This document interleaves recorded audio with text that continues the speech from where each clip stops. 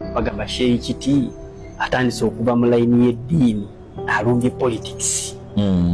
Nti mu kifo ky'okubuulira eddiini ogenze mu politics tulaba nti waliwo abantu basheyi bajja babuzaawo babuzaawo ate ne mutandika okugamba nti biki nti ova eno mu kifo ky'okubuulira eddiini ate n'olumba politics. Kino ekintu kirina ngeri gye kigenda ku affectinga mu kuba tukulaba nedda kati obuzibu bw'omuntu alowooza bw'ati kye bayita eddiini aba takitegedde. Eddiini kiteeza bulamu bwonna. Eddiini byanjigiriza, eddiini bya bulamu, eddiini bya bufuzi, eddiini bya busuubuzi. Tewali kanyomero ka bulamu katali ddiini. Then kati oyo aba yeetaaga kusomesa. Kye kituufu. Kati eddiini n'ebyobufuzi ng'obyawula nedda aba byawudde then kyakola kyayogera batakimanyi. Ajje tusome. Eddiini is a unifying factor ey'abantu ffenna, yentabiro ya ffenna. Mwe twegambirako omulimi yeeyisa obubimba alimi ne tumubuulira nti Seruganda tosaawa birime bya munno mutima mubi.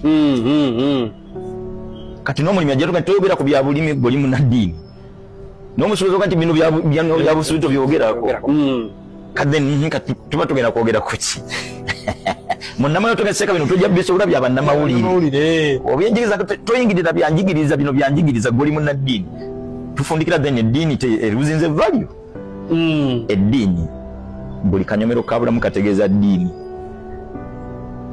era buli muntu yeetaaga munnaddiini mu mbeera ze zonna si mu kaseera ka kufa oba kulwala because munnaddiini Allah gwayimirizaawo mu bantu abagayidinge. Ate oyo nga neewunyisiza obuzibu nti sibiraba naye oli bwasuubira nti Kiti avudde mu layini layini gye twakkanyako nze naye yeeriwa oyo aŋŋamba nti ngivuddemu ayagala okumpalampa twakkanya nze naye ku layini kimu envudde yeetuuze naye waddira omusajja omukulu anowekanga oyo taweza myaka 3 atagaweza baveeka nawe anoonye ba myaka gye boogera ebintu byabwe ebyemyaka gye kati fe batulinde mu byemyaka gyabwe tujje tubawabule onodda ddi ate mu myaka gyabwe anti kati nze nja kusinzira no mujjange mbawabule kuba ebyo mwe tuyise. Kyokubiri n'eddiini gye nsomye simanyi bitabo eddiini eyogera ku buli kanyomero ka bulamu. Hadithi yeno nabbi atugamba sallallahu alaihi wasallam man ra'a minkum munkara omuntu yenna alabanga ebikolwa ebigambo bitajjansa falyughayyirhu biyadi asitukiremu embeera eyo agirwanyise n'emikono gye fa illam yastati' bwawulira emikono talina busobozi mu mikono fa bilisanihi ajogereko bwe kiba kiganye okujyogerako then atamwentamu. Kati bwe tweyazayaza emikono figira bikati tujja kusobola kati ate ng'okwogera kujja kusoboka mu buli kanyomero ka bulamu si basuubuzi si bannabyanjigiriza eno wenyire mabigako tubadde na bannabyanjigiriza era ye munda nga bannumba abantu baga nti apulizi ekyokusoma si tokisusa tokyetikka nnyo nja kuzaala abaana babiri nsobola obbaweerera teweegema kuzaala lwa byakusoma.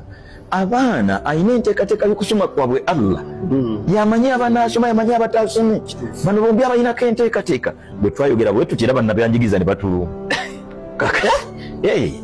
onafuya abantu mu kusoma olina byoto kati so n'oyo tetumunenya nnyo baddemba okutegeera nga bw'ayagala naye nze naye tetulina layini gye twakkanyako nti ngivuddemu akamakinga ennyo mukaka yogera boba omukakata kubanga abantu abamu bayinza okuba balwawo okutegeera nze omutwe gwange si muzindalo gwajaabwe